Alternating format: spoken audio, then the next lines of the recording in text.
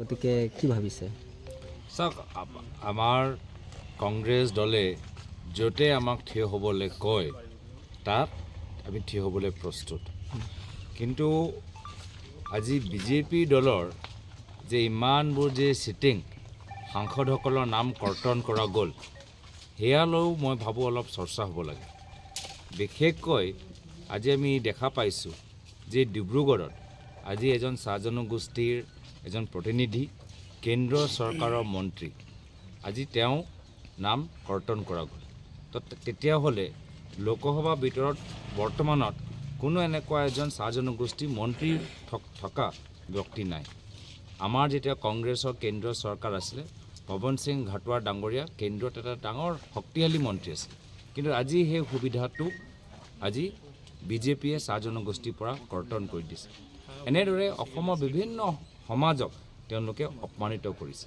তো মই ভাবোঁ আমাৰ লোকসভা সমষ্টি দলে কাক ক'ত উঠিবলৈ কয় সেইটো আমি অলপ দিনৰ পিছত গম পাই যাম। কিন্তু বিজেপি দলৰ ভিতৰত এই বিসম্বাদৰ বেমাৰী যে সোমাই গৈছে, পুৰণা বিজেপিৰ স্থান নাই, সুবিধাবাদী কংগ্ৰেছখিনি আজি তাত সোমাই চাৰিওফালে চিণ্ডিকেট চলাই আছে, তাৰ প্ৰমাণ পাইছোঁ। আজিৰ তাৰিখততো মই বিজেপিও দেখা নাপাওঁ। আজিৰ তাৰিখত কংগ্ৰেছ বনাম কংগ্ৰেছ চলি আছে। হয়, আমি হ'লোঁ আদৰ্শ ভিত্তিৰ কংগ্ৰেছ, তেওঁলোকে হ'লে সুবিধাবাদী কংগ্ৰেছ। ৰাইজে বিচাৰ কৰিব যে কাক ভোট দিব লাগে, সুবিধাবাদী কংগ্ৰেছক নে আমাৰ আদৰ্শ ভিত্তিৰ ৰাজনীতি কৰা কংগ্ৰেছসকলক। বিজেপিটো হিমন্ত বিশ্ব শৰ্মা ডাঙৰীয়াই নাইকিয়াই কৰি দিছে।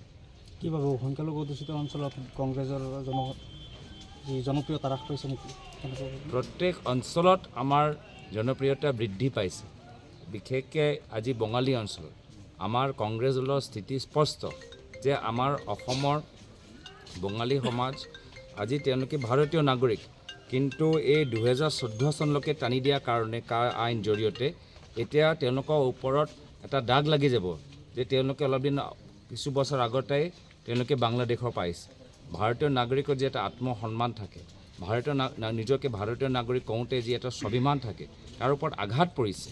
আৰু এনেকুৱা ইয়াৰ বিৰোধিতা আজি আমি কংগ্ৰেছ দল হিচাপে আমি কৰি আছোঁ।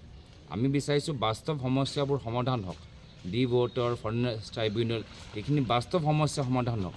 কিন্তু আজি AUDF দল আৰু বিজেপি দল দুয়োজনে হিন্দু মিয়া ৰাজনীতি কৰি আছে। তেওঁলোকে নিবিচাৰে যে হিন্দু আৰু মুছলমান মানুহৰ মাজত বন্ধুত্ব থাকিব লাগে।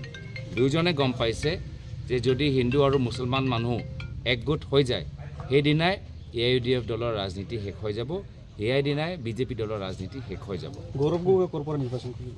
য'তে কংগ্ৰেছ দলৰ নেতৃত্ব বিচাৰে। কিমান লোকসভাৰ আসন পোৱাৰ সম্ভাৱনা আছে? যিহেতু বিজেপিয়ে দাবী কৰিছে তেওঁলোকে 11টা পাব আৰু নগাঁৱতো তেওঁলোকে 50-50 ধৰি থৈছে।